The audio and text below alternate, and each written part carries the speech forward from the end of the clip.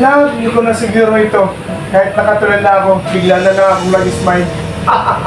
Kuya, baka nalipasan ka ng ng gutom. Tapos na akong kumain, Juros. Baka may lagnat ka. Wala akong sakit, Juros. Hindi. Baka kulang ka sa tulog. Hindi, eksakto na nga naman ako sa tulog eh. Siguro in love ka na ulit. Hindi, wala pa akong kapupusuan. Baka hindi ka ulit in love. Pero gusto ko palagi, nasa tabi ko. Ako? Oo. Hindi ka nga in love. Bahala ka na dyan.